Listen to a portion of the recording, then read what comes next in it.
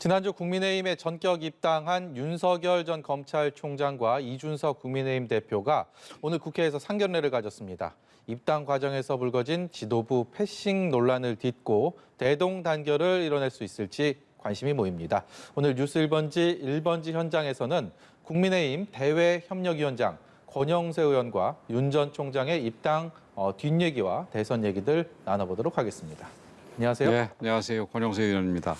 금요일에 윤석열 전 총장이 국민의힘 입당을 전격적으로 결정을 하고 언론에 이제 노출됐을 때 바로 옆에 계셨던 분입니다. 권영세 대외협력위원장.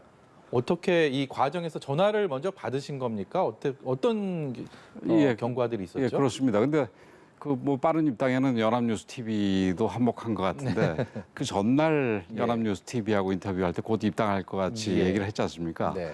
그래서 그 뒤에 그 입당을 놓고 또 계속해서 설왕설래 되고 있으니까 그래서 뭐 계속해서 논란이 있는 것보다는 빨리 이럴 바에는 빨리 입당하는 게 좋겠다 이렇게 판단을 한 것 같습니다. 사실 그 결정이 좀 전격적으로 이루어진 것 같은 게 그 전날 밤에도 저랑 통화했는데 본인도 그때 그렇게 뭐 결심이 확고하게 쓴 것 같지는 않았었는데 목요일 밤에 예, 그렇죠. 근데 금요일 날 10시 반 뭐 전후 됐을까요? 그때 저한테 전화를 해가지고 좀 2시경에 좀 보자.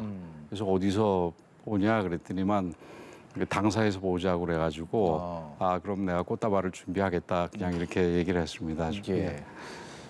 한 달 전쯤에 저희 프로그램 출연하셔서 법대 2년 후배인 윤석열 전 총장 그리고 2년 선배인 최재형 전 감사원장 두 분의 영입을 위해서 본인의 역할 이렇게 좀 말씀을 하셨는데 결과적으로 다 성공을 했습니다. 예, 뭐 다 됐습니다. 제가 제 그 약속을 지키는 사람이 확실하게 됐습니다. 예.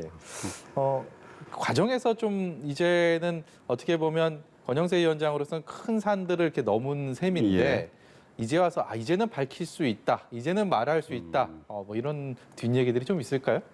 글쎄요, 뭐 특별한 에피소드가 있는 건 아니고 그 사실 입당이라는 것이 입당 자체도 그렇고 입당 시기도 그렇고 본인들한테 굉장히 중요한 그 결정 사항 아니겠습니까? 네. 그 제가 무슨 뭐 친분이 있다 그래가지고 제가 얘기한 대로 바로 네 그렇게 하겠습니다 이렇게 될 문제는 아닌데 그래서 그걸 제가 좀 제가 그걸 이미 알고 있기에 그 얘기를 할 때 본인들이 입당을 하는 것이 유리하다라는 얘기를 전례를 들어서 얘기를 했습니다. 뭐 이 자리에 나왔을 때도 잠깐 제가 말씀을 드렸습니다만은 과거에 반기문 총장이나 안철수 이 대표의 케이스를 들어가지고 특히 안철수 대표가 지난번 그 서울시장 보궐선거할 때 밖에서 선거를 해서 그 단일화 경선을 했을 때 여론조사가 앞섰음에도 불구하고 실제에서는 졌지 않습니까?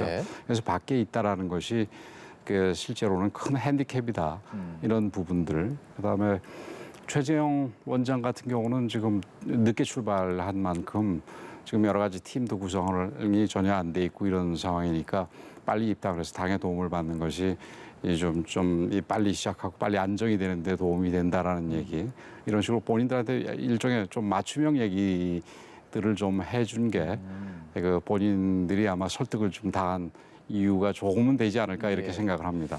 그래도 기왕이면 당 대표 없으면 원내 대표라도 좀 있을 때 입당을 했다면 좀 보기에는 더 좋았을 수가 있지 않았을까 이런 얘기들 많이 하는데 그래서 패싱 논란이라는 그런 얘기들도 나옵니다. 근데 저는 패싱 논란에 대해서는 그게 뭐 그렇게 논란거리가 될까 이렇게 생각을 하는 게 원래 입당이라는 거는 모바일로도 입당이 가능한 거 아니겠습니까? 집에서도 입당이 가능한 거고 그다음에 원서를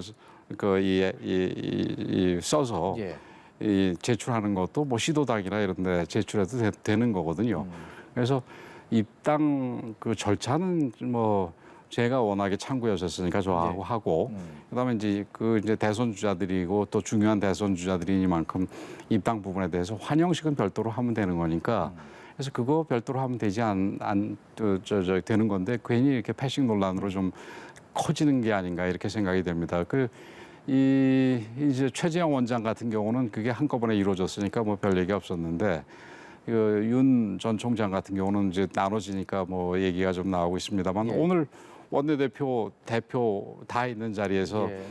이 환영식을 하게 되면 뭐 그걸로 되는 거 아니겠습니까? 행여 이제 지도부와의 갈등은 없다 이렇게 그러니까 봐도 되겠군요. 갈등도 없고 애초부터 갈등의 소지 자체가 없는 것이었다 이렇게 생각을 합니다. 이제 윤석열 전 총장은 국민의힘의 아주 강력한 대선 예비 후보가 됐습니다. 예. 오늘, 지난 입당을 계기로 그렇기 때문에 윤석열 전 후보가 이른바 제3지대에 있을 때부터 여러 얘기거리들, 이른바 논란거리들도 불러왔었고 엑스파일로 시작을 해서 여러 얘기들이 많이 있지 않았습니까? 오늘 같은 경우는 또 언론 인터뷰에서 한 뭐 부정식품 이 발언이 예. 정치권에서 특히 여권에서 굉장히 공세 수위를 높이고 있는 상황인데 그런 부분에 대해서도 국민의힘 차원에서 어떤 방어라고 할까요? 이런 것들도 꽤 많이 전략적으로 필요할 것 같습니다. 예, 우선은 이제 조언을 좀 일반적으로 말씀을 드려서 조언을 좀 많이 해줄 그룹들이 이제 생기게 되는 거고요. 예, 의원들이 다 이제 우리 당 그 후보니까 조언을 해줄 수 있지 않겠습니까? 그래서 근데 또 그 외에도 지금 여당이 좀 말이 안 되는 거 가지고 자꾸 네거티브성 이 공격을 하지 않습니까? 예. 그런 부분에 대해서는 우리 당이 적극적으로 나서서 대응을 해주게 되는 만큼 이제 그런 부분도 조금 윤 총장 개인으로 봐서도 윤 총장이나 뭐 최재형 원장이나 다 마찬가지겠습니다만은 개인적으로 봐도 좀 편해지지 않을까 이렇게 생각이 됩니다. 지금 뭐 여당이 별것도 아닌 거 가지고 자꾸 네거티브를 해대가지고 그리고 그 당은 원래 네거티브의 전문 정당이기 때문에 우리 당이 이제 본격적으로 좀 나서야 될 것 같습니다. 윤석열 후보 같은 경우는 이제 뭐 개인의 리더로서의 능력뿐만이 아니고 도덕성 이런 부분에 있어도 권영세 의원께서 보시기에는 큰 문제는 없다. 예, 제가 알고 있는 한 뭐 특별히 없는 걸로 알고 있습니다. 그 뭐 제가 속속들이 개인사를 다 할 수 있는 건 아니지만 윤석열 전 총장이 만약에 개인적으로 진짜 큰 하자가 있었다면은 윤 전 총장에 대해서 무리하게 징계까지 하면서 내보내려고 그랬을 때 이미 그런 사항들이 다 공개되지 않았겠습니까? 근데 그 당시 공개하지 못하고 말도 안 되는 징계 절차를 하고 그 징계 절차가 법원에서 결국 받아들여지지 않고 뭐 이런 해프닝이 있었던 걸로 보더라도 네. 뭐 특별한 개인적인 하자는 없지 않겠나 이렇게 생각합니다. 이제 앞으로 국민의힘 대선 경선은 어떻게 될지 전망을 좀 해보도록 하겠습니다. 윤석열 전 총장 그리고 최재형 전 감사원장 두 굵직한 인물의 네. 영입으로 인해서 이 경선에 불러올 효과는 어느 정도 있다고 생각하십니까? 우선은 이제 경선이 반쪽짜리 경선을 벗어났다라는 부분이 가장 큰 의미가 있다고 봅니다. 예를 들어서 윤석열 전 총장이나 최재형 전 원장이 우리 이 야권에서는 1, 2위 주자 아닙니까? 예. 1, 2위 주자가 바깥에 있을 경우에 우리 내부에 1, 2위를 뺀 나머지 주자들 가지고 하는 경선에 별로 그렇게 의미가 없거나 좀 김 빠지는 그런 경선이 됐을 거 아니겠습니까? 예. 그런 면에서도 그렇고 그다음에 또 이제 좀 애매한 주자들이 소위 제3지대에서 제3 그룹을 형성하는 부분들이 없어졌다는 면에서 예. 이 불확실성이 소멸되고 이 정권 교체를 열망하는 모든 분들은 이제 우리 당의 경선에